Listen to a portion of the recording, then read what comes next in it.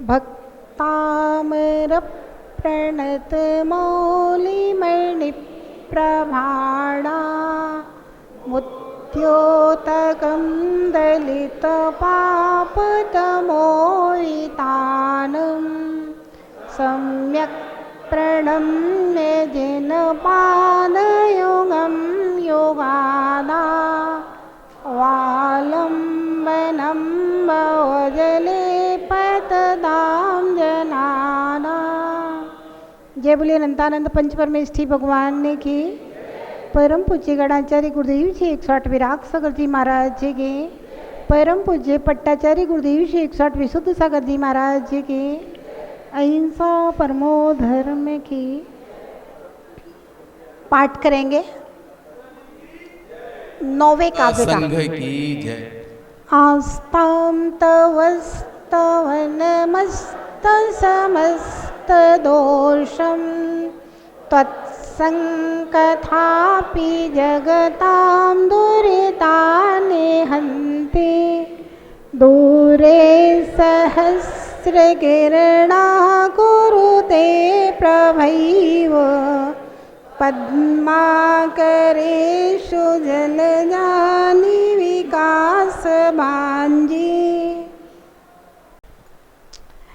आचार्य मानतुंग स्वामी ने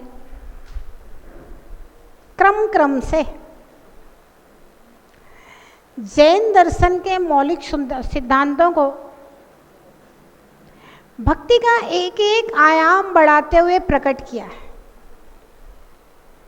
7वें काव्य में कहा था कि आपकी स्तुति से पापम क्षणाक्षय, पाप कर्म एक क्षण में क्षय को प्राप्त हो जाते।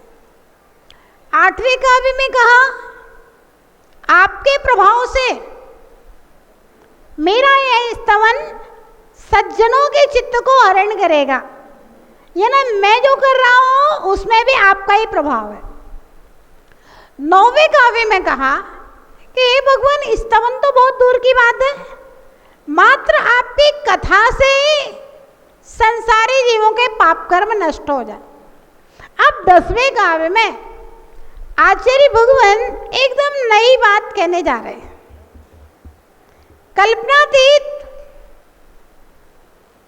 जहां दूसरे संप्रदाय में अवतारवाद को स्वीकार किया गया है, जब जब पृथ्वी के ऊपर अन्याय और अत्याचार बढ़ते हैं तब तब परमात्मा स्वयं अवतार लेता है और जगत का कल्याण करता है। मैं परमात्मा का एक अंश हूं। वहां जैन दर्शन कहता है कि मैं परमात्मा का एक अंश नहीं हूं, मैं अपने आप में संपूर्ण परमात्मा हूं। मैं परमात्मा का बीज हूं और बीज के अंदर पूरा पूरा वृक्ष छिपा हुआ है। और अब कोई परमात्मा आसमान से उतर करके नीचे जन्म लेकर के जीवों का उद्धार नहीं करेगा। हम में से लोग परमात्मा बन करके जीवों का उद्धार करेंगे। तो परमात्मा बनने की विधि क्या है भैया? हम में से कोई परमात्मा बनेगा तो कैसे बनेगा वह परमात्मा? तो इस काव्य में कहा कि हे भगवान, जो आपकी वास्तविक गुणों की स्तुति करता है वह आपके समान हो जाता है, वह परमात्मा बन जाता है। इतनी बड़ी सीट की बात कह दी, इतने बड़े पद की बात कह दी कि भाई तीर्थंकर की समोसरण में स्तुति करो। आप स्वयं उस समोसरण में दर्शन विशुद्धि पा करके आप स्वयं तीर्थंकर प्रकृति का बंद करके तीर्थंकर बन सकते हो। वंदे तद्गुण लब्धये, उसमें पढ़ते हैं ना, अच्छी में पूज्य में बंदा में नमस्सा में दुख को कम को बोए लाओ। जिन गुण संपत्ति हो मध्यम, क्या कहा? जिनेंद्र भगवान जैसे गुण आपके अंदर हैं वही गुण रूपी संपत्ति मुझे भी प्राप्त हो। संपत्ति हो, मध्यम नहीं।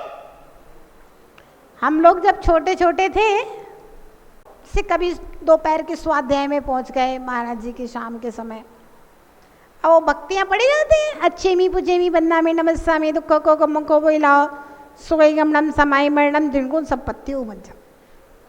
तो इतनी बातें तो समझ में आती थी, अच्छे में समझ में आया, पूज्य में समझ में आया, पूजा करता हूँ, बंदा में नमस्सा में सुगई गमनम समाई मरणम, यहाँ तक समझ में आ जाता था। लेकिन जिन गुण संपत्ति हो मध्यम कहा जाता था, तो जिन गुण का मतलब नहीं समझते थे, और जब मतलब नहीं समझते थे तो वो शब्द किनारे हो जाते थे। तो सुनते में आता था कि संपत्ति हो मध्यम, तो हम सोचते थे कि ये मुनि महाराज हैं और इनने घर पर परिवार सब छोड़ दिया है, फिर ये भक्तियों में ये संपत्ति हो मध्यम क्यों कहते हैं? तो हम उसका अर्थ निकालते थे कि इस जन्म में तो सब छोड़ दिया है, अगले जन्म के लिए बोलते हैं संपत्ति हो मध्यम। लेकिन जब संग में आए और भक्तियों का अर्थ पढ़ा तो मालूम चला कि ये संपत्ति हो मध्यम नहीं है। जिन गुण संपत्ति हो मध्यम है, जिनेंद्र भगवान के गुण रूपी संपत्ति हमें प्राप्त हो। तो हे भगवान, आपके जो वास्तविक गुणों की स्तुति करता है वह आपके जैसे गुणों का धारी, आपके जैसा आपके पद के ऊपर जाकर के विराजमान हो जाता है, सिद्धालय में पहुंच जाता है और वह कृत्य हो जाता है। फिर उसको करने के लिए कुछ भी और शेष नहीं रहता है। पढ़ेंगे हम लोग, नात्यद नात्यद भूतम नात्यद्भुतम नात्यद्भुतम भुवन भूषण भूतनाथ नात्यद्भुतम नात्यद्भुतम भुवन भूषण भूतनाथ नात्यद्भुतम भुवन भूषण भूतनाथ नात्यद्भुतम भुवन भूषण भूतनाथ।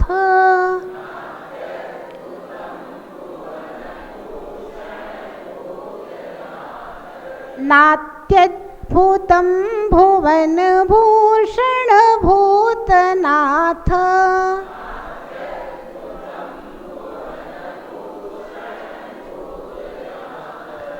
भूतैर गुणैर भुवि भवन्त मभिष्टो वन्तः। इस लाइन को है ना, इसको थोड़ा सा बार बार उच्चारण कर लीजिए क्योंकि इसमें गलतियां बहुत होती हैं। भूतैर भूतैर, अच्छा देखिए बहुत सारे लोग इसके रा का उच्चारण नहीं कर पाते तो फिर वो भूतई गुण ही पढ़ते हैं, उनको पता नहीं है कि रा कहाँ पढ़ना है। भूतैर भूतैर भूतैर, अरे भूतेर नहीं है, तैर तैर आई की मात्रा। भूतैर भूतैर गुणैर गुणैर भुवि भुवि भवन्त भवन्त मविष्टो मविष्टो वन्तः। भूतैर्गुणैर् भुवि भवन्त मविष्टो वन्तः। भूतैर एकदम टुकड़ों टुकड़ों में, जैसे हम बोलते हैं ना, आप टुकड़ों टुकड़ों में आहिस्ते आहिस्ते बोलिए, हड़बड़ा के मत पढ़िए, शांति से पढ़िए तो उच्चारण सही बन जाएगा। भूतैर्गुणैर्भुवि भवन्तमभिष्टवन्ता।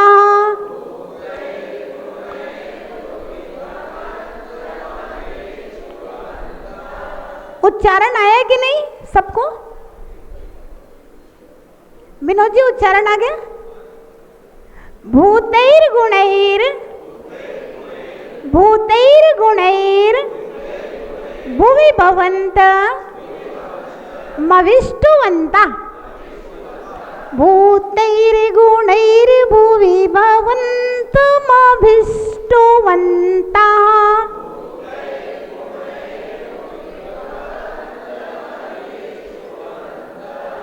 तुल्या भवन्ति भवन्ति तुल्या भवन्ति तुल्या भवन्ति भवतो भवतो ननु तेन किं वा। तुल्या भवन्ति तुल्या भवन्ति भवतो ननु तेन किं वा। ननु तेन किं वा।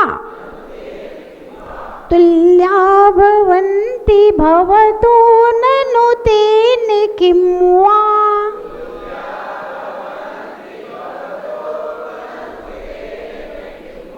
तुल्या भवन्ति भवतो ननु तेन किं वा।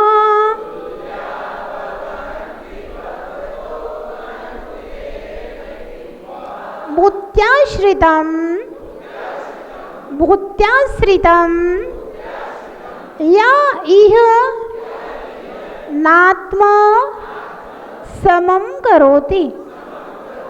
भूत्याश्रितं या इह नात्मा समं करोति। भूत्याश्रितं या इह नाथ समं करोति।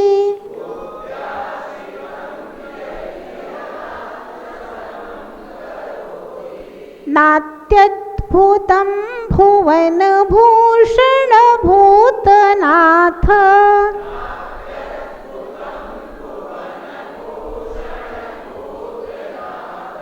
भूतैर्गुणैर्भुवि भवन्तमभिष्टवन्ता।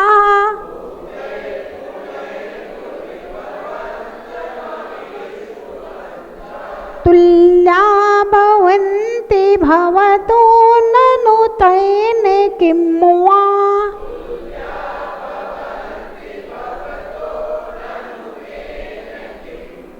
भूत्याश्रितं या इह नात्मा समं करोति।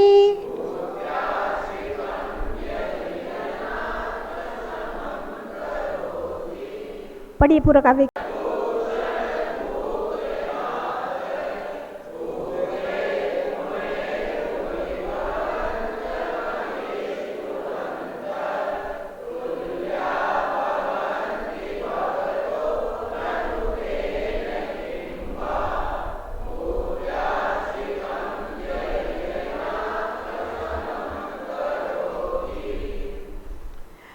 भुवन भूषण, तीनों लोकों के आभूषण, तीनों लोकों को सौंदर्य प्रदान करने वाला। आभूषण क्या होता है? सुंदरता देने वाला होता है। हे तीनों लोकों के आभूषण, तीनों लोकों के सौंदर्य स्वरूप भूतनाथ। किसको कहते हैं भूतनाथ? अभी आप किसी व्यक्ति से कह दो भूतनाथ, अभी लड़ने तैयार हो जाएगा। भूत यानी कि संसारी प्राणी, जगत के प्राणियों के नाथ यानी कि स्वामी। कोई से भूत कह दो, भूतनाथ कह दो। तो हे भूतनाथ, हे भुवन भूषण, ना अति अद्भुतम, इसमें आश्चर्य की कोई बात नहीं है। अभी बात नहीं कही है, इसमें आश्चर्य की कोई बात नहीं है। किसमें? भूतई वास्तविक विद्यमान बहुत सारे अनंत गुणई गुणों के द्वारा, तृतीया विभक्ति है, गुणई बालकेन बालकाभ्याम बालकही रामेण रामाभ्याम रामई करण साधन। भूतई गुणई वास्तविक गुणों के द्वारा, विपुल गुणों के द्वारा, अनंत गुणों के द्वारा भुवि इस पृथ्वी के ऊपर भवंतम आपकी अविष्टवंता जो व्यक्ति स्तुति करता है, हे भगवन, हे भूतनाथ, हे त्रिभुवन तिलक, इसमें कोई आश्चर्य की बात नहीं है कि जो व्यक्ति वास्तविक गुणों के द्वारा आपकी स्तुति करता है, तुल्या भवन्ति भवता, वह आपके समान हो जाता है। अब देखिए कितना अंतर है, 9वें काव्य और 10वें काव्य में अंतर है कि नहीं। 9वें काव्य में कहा कि आपकी कथाओं को करने से भी पाप नष्ट हो जाएगा, भगवान नहीं बनेगा। त्वत्संस्तवेन, आपके संस्तवन करने से पाप नष्ट हो जाएगा, आपकी कथा करने से पाप नष्ट हो जाएगा, भगवान नहीं बनेगा। भगवान कैसे बनेगा? वास्तविक गुणों की स्तुति करेगा। वास्तविक गुणों की स्तुति का मतलब समझे आप लोग कि नहीं समझे? नहीं समझे अभी। देखिए, असंख्यात देव लोग भगवान के समोसरण में आते हैं। असंख्यात देव लोग जन्मोत्सव में शामिल होते हैं। जन्म कल्याणक के जुलूस का वर्णन एक सिद्धांत सार दीपक नाम का ग्रंथ है, उसमें भगवान के जन्म कल्याणक के जुलूस का वर्णन किया गया। क्यों भगवान का जन्म कल्याणक का जुलूस होता है, कितने कितने करोड़ 7 रंग वाले घोड़े, ये वो कितने देव, मतलब गजब वर्णन किया है उस ग्रंथ में। मैंने स्वाध्याय किया था, उस समय पढ़ा था। इतने सारे देव लोग मतलब आते हैं, समूसरण में भी असंख्यात देव देवियां होते हैं।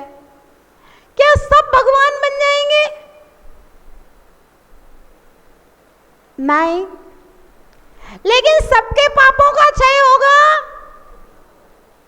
हाँ, पापों का क्षय होगा, लेकिन भगवान नहीं बनेंगे।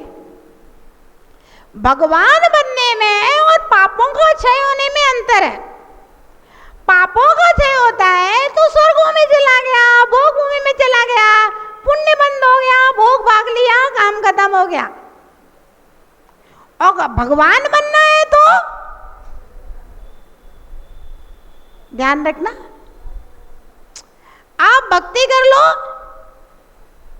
है ना, विधान कर लो, पूजा कर लो, अभिषेक कर लो, स्वर्गों में चले जाओगे, भोग भूमि में चले जाओगे, दान दे लो। लेकिन भगवान कैसे बनोगे? भगवान बनने की विधि अलग है। राजेश जी, जो आप ये तत्वार्थ सूत्र पढ़ रहे हैं, ये भगवान की वाणी जो आप सुन रहे हो, इसके ऊपर जब आप विश्वास करोगे तब आपको पता चलेगा कि भगवान के वास्तविक गुण क्या है। अभी तो शुरुआत है तत्वार्थ सूत्र से, और आगे आगे ग्रंथों को पढ़ता है, आत्मा के बारे में जानता है, समय सार भगवान के कैसे अनंत गुण हैं। जब वास्तविक गुणों को जानता है, भगवान के पंच कल्याणक हो रहे हैं, ये भगवान के गुण नहीं है, ये भगवान की कथा है। समय सार में आचार्य कुंद कुंद स्वामी ने एक बात कही है, पंडित जी जितेंद्र भैया, कि नगर का वर्णन करने से सम्राट का वर्णन नहीं हो जाता है। नगर का वर्णन करने से सम्राट का वर्णन वर्णन नहीं हो गया, नगर का वर्णन हो सकता है उसके पिताजी का बनाया हुआ। पूरा नगर है, शासन है, अब वो सम्राट बनकर के बैठ गया, तो नगर का वर्णन सम्राट का वर्णन नहीं है। सम्राट सम्राट है, आप नगर के बारे में अलग से जानिए और सम्राट की वास्तविकताएं अलग से जानिए। और जो लोग नगर का वर्णन सम्राट का वर्णन समझ लेते हैं वो लोग धोखे में चले जाते हैं। आचार्य कुंद स्वामी ने समयसार में लिखा है ऐसा। तो उन्होंने कहा कि हे भगवान, आप काले थे, नीले थे, पीले थे, 2 हरियल 2 सांवले। तो उन्होंने कहा ये तो शरीर है, सुवर्ण के समान तपाए हुए सुंदर चेहरा, ये तो शरीर है, ये भगवान की आत्मा का वर्णन नहीं है भैया। भगवान इतने रत्नों की वर्षा हो रही थी, ये तो उनके नगर, उनका वैभव है, ये उनकी आत्मा के गुणों का वर्णन नहीं है भैया। समझे? पांडुकशिला में ऐसा जन्मोत्सव मनाया गया, ऐसा समोसरण बनाया, अरे ये तो भगवान के नगर का वर्णन है, ये भगवान का वर्णन नहीं है। अब भगवान की आत्मा का वर्णन क्या है? हे भगवान, आपके ज्ञान में अनंत पदार्थों की, अनंत भूतकाल की पर्याय, वर्तमान की पर्याय, भविष्य की पर्याय झलक रही है, ऐसा आपका केवल ज्ञान है, ये भगवान की आत्मा के गुण का वर्णन है। हे भगवान, अनंत वस्तुओं को देखने की क्षमता है, हे भगवान, आपके अंदर अनंत शक्ति है, अनंत शक्ति नहीं होगी तो अनंत ज्ञान नहीं झेल सकता। हे भगवान, आप किसी से राग नहीं करते, आप किसी से द्वेष नहीं करते, आप वीतरागी हैं, ये वर्णन भगवान की आत्मा का वर्णन है। कुछ समझ में आया कि नहीं आया? आया कि नहीं? हाँ, जब हमारे अंदर मोहिनी कर्म का क्षयोपशम होगा, दर्शन मोहिनी कर्म का क्षयोपशम होगा, तब हमें भगवान की आत्मा के गुणों के ऊपर विश्वास होगा, तभी हमें आत्मा के गुण समझ में आएंगे, तभी हमें समझ में आएगा कि भगवान, शरीर में अंतर है, पर्याय में अंतर है, आपकी आत्मा और मेरी आत्मा में कोई अंतर, कोई अंतर, मैं वही हूं जो है भगवान, जो मैं हूं वह है भगवान, जो भगवान है वही मैं हूं, जो मैं हूं वही भगवान है। केवल राग द्वेष का और वीतरागता का अंतर है। और अगर मैं भी सब कुछ छोड़ करके वीतरागी हो जाऊं तो मैं भगवान बन जाऊंगा। तो जो वास्तविक गुणों को, आत्मा के गुणों को जानने वाला है नए निक्षेप के द्वारा, तत्व ज्ञान को जानने वाला है, आत्म तत्व को जानने वाला है, वह जब आत्मा की वास्तविक गुणों की स्तुति करता है तो हे प्रभु तुल्या भवन्ति, वह आपके समान हो जाता। उदाहरण क्या दिया है? भूत्याश्रितम यही नात्म समम करोति। हे भगवान, ऐसे स्वामी से क्या प्रयोजन है जो सेवक को अपने समान ना बनाए, हैं? जिंदगी भर 20,000 का नौकर बना के रखे, जिंदगी भर भक्त बना करके रखे, बस तुम हमारी आरतियां उतारते रहो, हमारे चरण धोते रहो, हमारी पूजा करते रहो, तुम्हारी औकात इतनी ही है, तुम्हारी औकात इतनी ही है कि तुम तो बस जन्म जन्म तक हमारी पूजाएं करते रहो, आरती उतारते रहो। भाई ऐसा परमात्मा अपने को नहीं चाहिए। अपने को तो ऐसा परमात्मा चाहिए वो मुझे भी भगवान बनाने का मार्ग बता दे, मुझे भी भगवान बनने की अनुमति दे और मैं स्वयं भगवान बनने के लिए भगवान की आराधना कर रहा हूँ, अपनी आत्मा को जान रहा हूँ, भगवान की आत्मा को भी जान रहा हूँ। अब जब हे प्रभु आप शेर की पर्याय में जागृत हुए तो भगवान महावीर बन गए।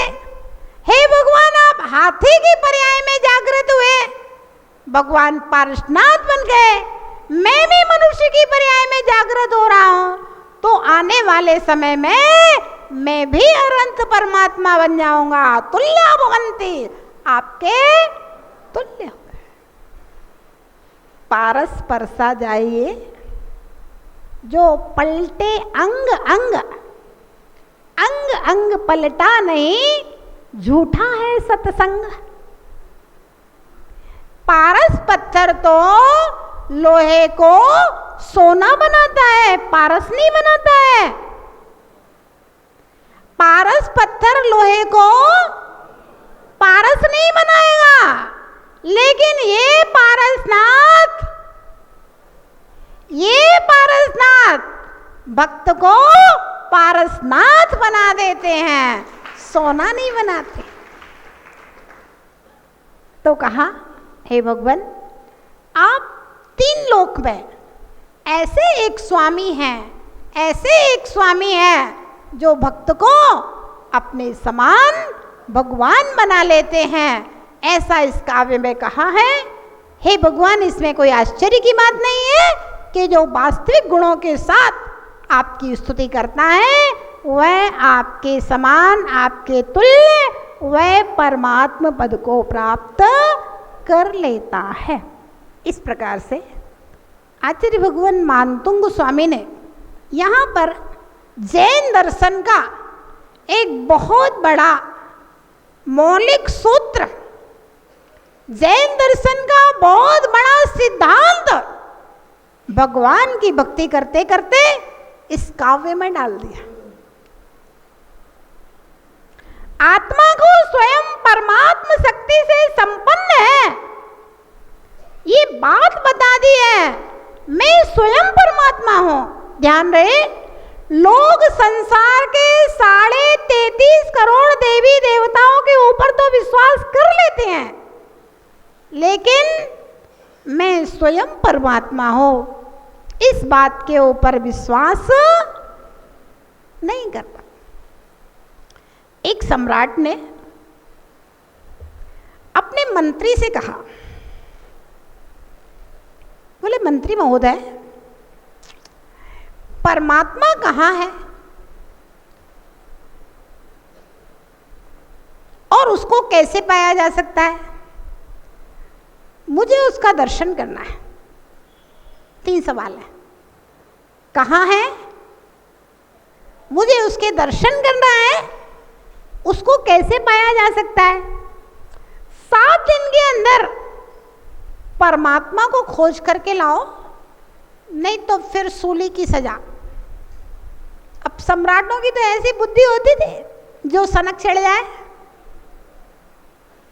अब बेचारा मंत्री बड़ा परेशान था, क्या किया जाए, परमात्मा को कहाँ से ढूंढ के लाया जाए? ऐसा सवाल सम्राट कुछ सुनने के लिए तैयार ही नहीं है। मंत्री की एक छोटी सी बिटिया थी। बोले पिताजी क्या बात है, बड़े परेशान दिख रहे हो 3-4 दिन से? बोलो कुछ नहीं बेटा, ऐसे ही। बोले ऐसे ही क्या, कोई ना कोई बात तो है ना, आप हमें बताइए तो सही पिताजी। बोला नहीं, एक बहुत बड़ी समस्या आ गई है। तो बोले क्या समस्या है पिताजी? बोले बेटा ये तुम्हारे बस का काम नहीं है। अब बात टल गई, 2 दिन और गुजर गए, 6वां दिन था। अब कल सूली की सजा हो जाना है, परमात्मा कहाँ से ढूंढ के लाए, कहाँ से बताए? बहुत परेशान था। बेटी ने कहा पिताजी आप बात तो बताइए, आखिर क्या समस्या है? मंत्री ने अपनी पुत्री के लिए बताया। बोले बेटा ऐसी ऐसी बात है, सम्राट ने कहा है कि परमात्मा कहाँ है, परमात्मा को दिखाओ मुझे, और कैसे पाया जाता है बताओ। और बोले परमात्मा कोई वस्तु थोड़ी ना, कोई व्यक्ति थोड़ी ना, उसे पकड़ के ले आया जाए। भाई परमात्मा तो परमात्मा है, जहाँ है वहाँ है। अब सम्राट तो है जिद्दी, कल हमें शूली पे जला देगा। बेटी बड़ी होशियार थी, कहती है कभी कभी बेटा बाप से बढ़ के होता है।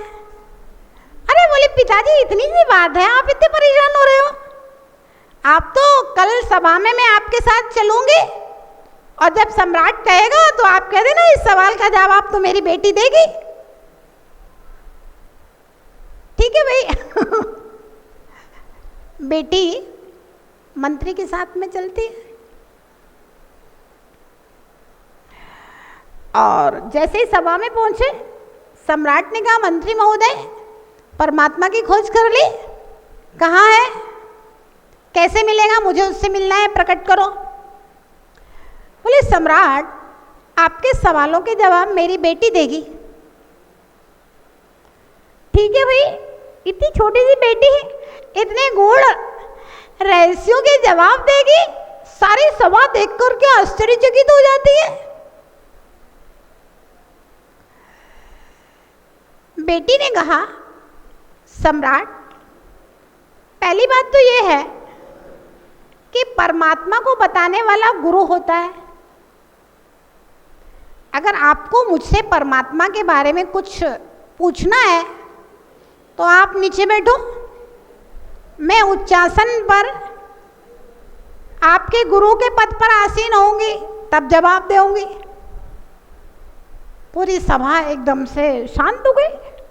बोले इतनी हिम्मत तो सम्राट के सामने कोई की बोल देगी है ही नहीं कि तुम नीचे बैठो हम ऊपर बैठेंगे। अब सम्राट की सिट्टी बिट्टी गुम। सम्राट ने उसके लिए अपने आसन से एक थोड़ा ऊंचा एक और आसन लगा दिया कि भैया इस उच्च आसन पे विराज गई वो तो उच्च आसन पे। बोली सम्राट मैं एक छोटी सी बच्ची हूं और मैं आपकी राजसभा में पहली बार आई हूं, तो आप मेरा दूध के कटोरे के द्वारा स्वागत कीजिए। पहले सम्राट ने तुरंत दूध का कटोरा मंगवाया और जैसे ही दूध का कटोरा सामने आया बच्ची ने कहा सम्राट इसमें तो घी है, इसमें तो घी है। सम्राट कहता है कि नहीं दूध है। बच्ची कहती है कि सम्राट इसमें घी है। सम्राट ने कहा भाई घी तो है, अब मानना पड़ेगा। बोलो भाई दूध के कटोरे में घी है कि नहीं? अनिल भैया दूध के कटोरे में घी है कि नहीं? विनोद जी है कि नहीं दूध के कटोरे में घी? बोले सम्राट इसमें घी है। सम्राट ने कहा हाँ घी तो है। बच्ची ने कहा कि सम्राट इसमें आप मुझे घी दिखाइए। घी है तो घी दिखाओ इसमें। सम्राट कहता है बेटा दूध में घी है लेकिन दूध में घी दिखेगा नहीं, दिखता नहीं है।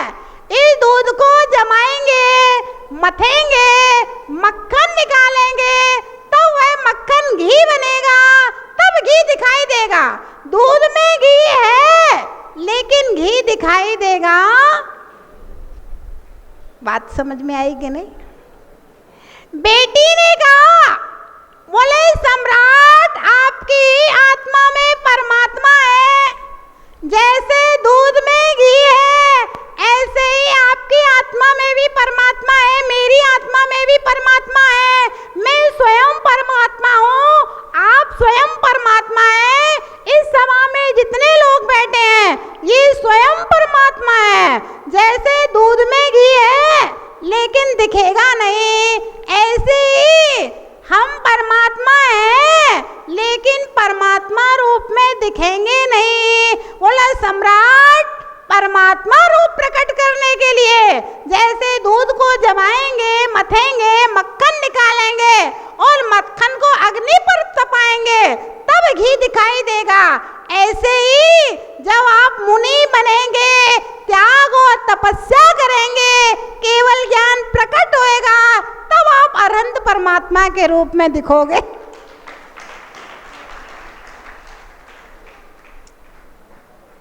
सम्राट को आश्चर्य हो गया कि ये छोटी सी बच्ची जो जैन धर्म के रहस्यों को जानने वाली और पढ़ने वाली है, ऐसी तो मैना सुंदरी थी ना। पिताजी ने पूछा था, बेटी किसके भाग्य का खाती हो? अपने भाग्य का खाती। अगर हम आपके घर में जन्म नहीं लेते, किसी दूसरे के घर में ले लेते, तो आप थोड़ी ना मुझे पालते पूछते। कोड़ी से विवाह कर दिया, ठीक है, हमारे भाग्य में होगा, कोड़ी कामदेव हो जाएगा। मैना सुंदरी कहे पिता से, भाग्य उदय जब आएगा, कोड़ी पति जो दिया आपने, कामदेव हो जाएगा। छोटे छोटे बच्चे भी, अनंतमती छोटी सी बच्ची थी, पिताजी ने खेल खेल में अष्टानिका में ब्रह्मचर्य व्रत दिलवा दिया, उसने आजीवन ले लिया। अकलंक निकलंक छोटे से बच्चे थे और उन्होंने भी अष्टानिका में, पिताजी मम्मी ब्रह्मचर्य व्रत ले रहे थे तो बच्चों को खेल खेल में ले लिया। भद्रबाहु स्वामी बच्चों के साथ खेल खेल रहे थे, गोवर्धन स्वामी ने देख लिया, भाई अंतिम श्रुत केवली है, माता पिता से मांग करके उसको पढ़ाने के लिए ले गए थे। अरे छोटे छोटे से बच्चे भी जैन दर्शन पढ़ लेते हैं तो वो आत्मा और परमात्मा की बातों को जानने लगते हैं। बड़े बड़े लोग नहीं जानते। सम्राट के समझ में आ गया और महामंत्री सूली पर चढ़ने से बच गया। तो वो भी आत्माओं, जैसे दूध में घी है, तिल में तेल है, काष्ठ में अग्नि है, ऐसे ही मेरे अंदर मैं स्वयं परमात्मा हूँ। और जब द्रव्य क्षेत्र काल का निमित्त मिलेगा तब मेरे वैसे भाव बनेंगे, मैं मुनि बनकर के तप करूंगा, तब मैं कर्मों को क्षय करके मेरा अरहंत रूप प्रकट होगा। तो भूतेर गुणेर भूय भवन्तम अभिष्टवंता, हे भगवान आपके वास्तविक गुणों की, वास्तविक जीवन चरित्र की, वास्तविक चर्या की जो स्तुति करता है, तुल्या भवन्ति भवता, आपके समान हो जाता है। इससे बड़ा आश्चर्य कोई दूसरा नहीं, इसमें कोई आश्चर्य वाली बात नहीं है, क्योंकि सबकी आत्मा परमात्मा है। अब आप देखिए जैन धर्म का ये कितना बड़ा सिद्धांत, जहाँ हर आदमी ईर्षा में जल रहा है, कहीं ये हमारे बराबर ना हो जाए, कहीं ये हमारे बराबर ना हो जाए, तो भाई ईर्षा करने की बात ही नहीं है। हिंदू धर्मों में क्या कहा जाता है, जब ब्रह्मा जी तपस्या कर रहे थे तो इंद्र का आसन कंपायमान हुआ, अगर इनकी तपस्या सफल हो गई तो हमें आसन छोड़ना पड़ेगा। भैया सिद्धालय में सबके स्वतंत्र स्वतंत्र आसन है, कोई को किसी से ईर्षा करने की जरूरत नहीं है, सब में भगवान बनने की क्षमता है। सिद्धालय में बहुत जगह है, एक के अंदर एक अनंत सिद्ध विराजमान है, इसलिए किसी से ईर्षा भाव करने की जरूरत नहीं है। आप अपनी अपनी लाइनों को बड़ा कीजिए, आगे बढ़िए और भगवान बनने का पुरुषार्थ कीजिए। जय बोलिए महावीर भगवान की जय।